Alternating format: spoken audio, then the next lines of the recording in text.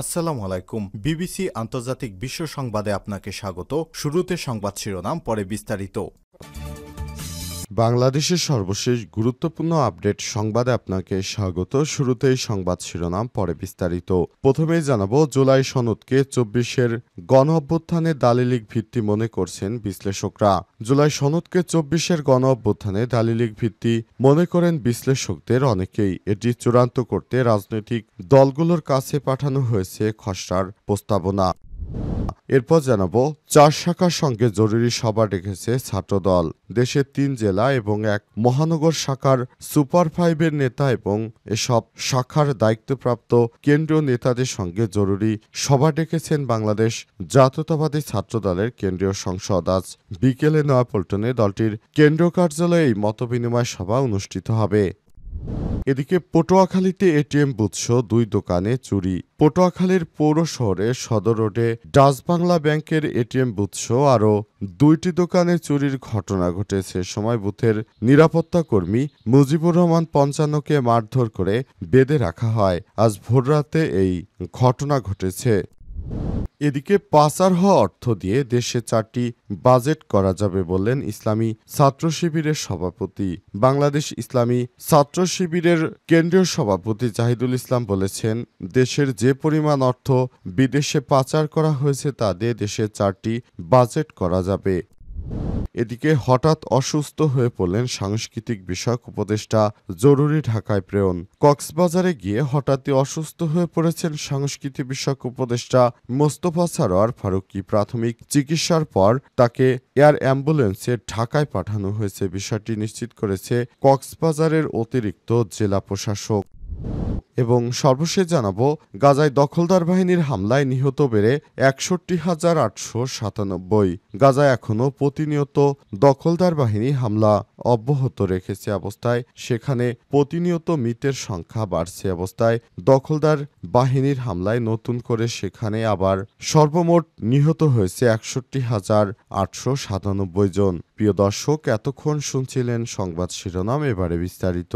তবে তার আগে বন্ধুরা, অনুরোধ থাকবে সংবাদটিতে একটি লাইক দিন। এই চ্যানেলে আপনি নতুন হয়ে থাকলে আমাদের সংবাদটি দেখতে দেখতে চ্যানেলটি সাবস্ক্রাইব করে রাখুন। কমেন্ট করে বন্ধুরা আপনার মূল্যবান মতামত জানিয়ে দিন আপনি বিশ্বের কোন দেশ থেকে বা বাংলাদেশের কোন স্থান থেকে আমাদের সংবাদটি দেখছেন এবং শুনছেন। আর বন্ধুরা, এই সংবাদটি আপনার সোশ্যাল মিডিয়া ফেসবুকে শেয়ার করে বন্ধুদেরও দেখার সুযোগ করে দিন। এবারে বিস্তারিত। জুলাই সনদকে ২৪-এর গণ অভ্যুত্থানের দালিলিক ভিত্তি মনে করছেন বিশ্লেষকরা। জুলাই সনদকে ২৪-এর গণ অভ্যুত্থানে দালিলিক ভিত্তি মনে করেই বিশ্লেষকরা অনেকেই এটি মনে করছেন এটি চূড়ান্ত করতে রাজনৈতিক দলগুলোর কাছে পাঠানো খসড়া প্রস্তাবনার অনুমোদন দেওয়া হয়েছে। খসড়ার পটভূমি উল্লেখ করা হয়েছে ১৯৭১ সালের মহান মুক্তিযুদ্ধ, স্বাধীনতার ঘোষণাপত্র, পিলখানা ট্রেজেডি, শাপলা চত্বর হত্যাকাণ্ড এবং ২০১৮ সালের কোটা আন্দোলন সহ বিগত সরকারের গুম, খুন ও নির্যাতনের ঘটনা। কোনো দল কোনো বিষয়ে ঐক্যমতে পৌঁছেছে উল্লেখ করে সেটিও সঙ্গে সংযুক্ত করা হয়েছে। অঙ্গীকারনামায় বলা হয়েছে, ঐক্যমতের ভিত্তিতে নতুন রাজনৈতিক বন্দোবস্তের দলিল হিসেবে বাস্তবায়ন নিশ্চিত করতে হবে। জুলাই জাতীয় সনদের সংবিধানের অন্তর্ভুক্তি হবে এর বিধাননীতি এবং সিদ্ধান্ত। অন্য আইনে কিছু ভিন্ন থাকলেও প্রাধান্য পাবে। সনদের বিধান প্রস্তাব, সুপারিশ এ সংক্রান্ত যে কোনো প্রশ্নের চূড়ান্ত মীমাংসার এখতিয়ার দেয়া হয়েছে সুপ্রিম কোর্টের আপিল বিভাগকে। বৈধতা, প্রয়োজনীয় কিংবা জারির কর্তৃত্ব নিয়ে প্রশ্ন তোলা যাবে না কোনো আদালতে। জুলাই সনদের সাংবিধানিক তথা রাষ্ট্রীয় স্বীকৃতির কথা বলা হয়েছে অঙ্গীকারনামায়। হত্যাকাণ্ডের বিচার, রাষ্ট্রীয় মর্যাদা, শহীদ পরিবারকে সহায়তা প্রদান এবং আহতদের সুচিকিৎসা ও পুনর্বাসন নিশ্চিত করার কথাও উল্লেখ করা হয়েছে খসড়ায়। অবিলম্বে বাস্তবায়নযোগ্য বলে বিবেচিত হবে জুলাই সনদ। কালক্ষেপণ না করে পরবর্তী জাতীয় সংসদ নির্বাচনের আগে তা পুরোপুরি বাস্তবায়ন করবে সরকার ও সংশ্লিষ্ট কর্তৃপক্ষ। কয়েকদিনের মধ্যে এই খসড়ার উপর মতামত দিতে বলা হয়েছে রাজনৈতিক দলগুলোকে। ৪ শাখার সঙ্গে জরুরি সভা ডেকেছে ছাত্রদল।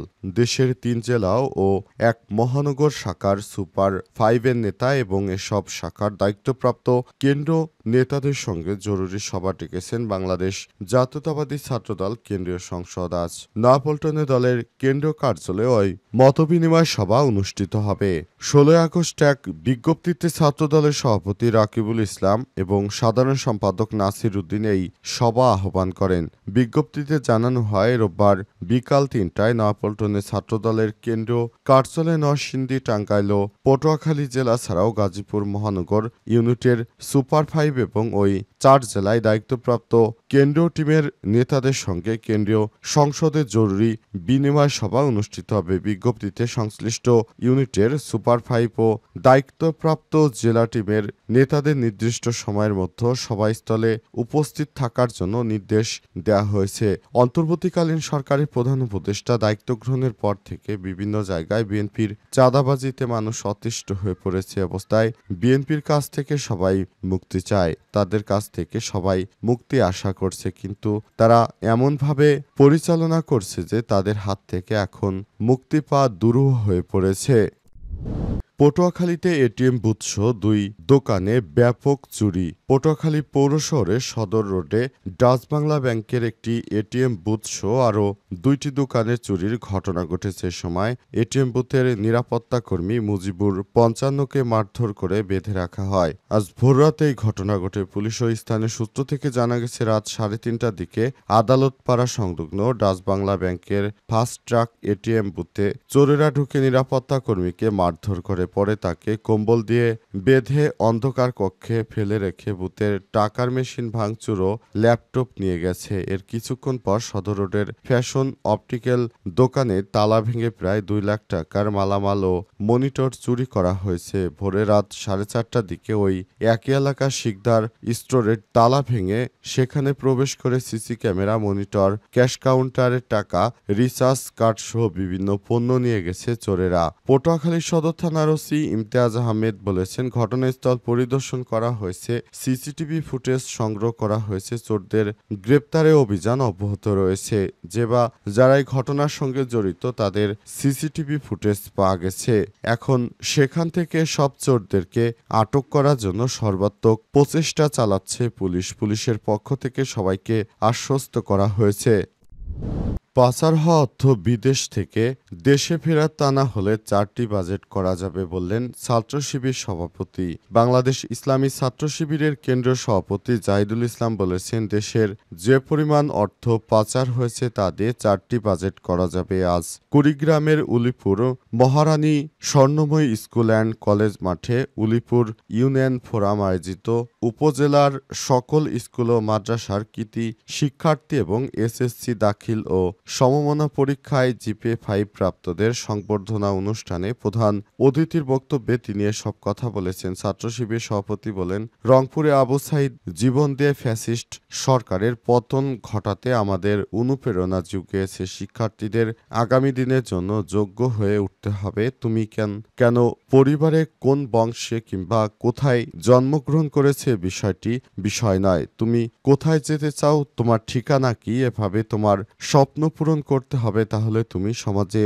প্রতিষ্ঠিত হতে পারবে। তিনি আরো বলেছেন, উলিপুর উন্নয়ন ফোরামের চেয়ারম্যান ও কুড়িগ্রাম 3 আসনের বাংলাদেশ জামাত ইসলাম সমর্থিত প্রার্থী ব্যারিস্টার মাহবুবুল আলম সালেহির সভাপতিত্বে অনুষ্ঠিত সংবর্ধনা অনুষ্ঠানে বিশেষ অতিথি হিসেবে বক্তব্য রাখেন প্রাণীবিদ্যা ও বিভাগের প্রফেসর ডক্টর শাহ হুসাইন আহমেদ মেহেদি। এছাড়াও জেলা উপজেলা জামাতের নেতৃত্ববৃন্দ বক্তব্য রাখেন। পরে উপজেলায় প্রায় 4000 কৃতি শিক্ষার্থী ও জিপিএ 5 প্রাপ্ত শিক্ষার্থীদের কেস্ট ও বিভিন্ন উপহার প্রদান করা হয়।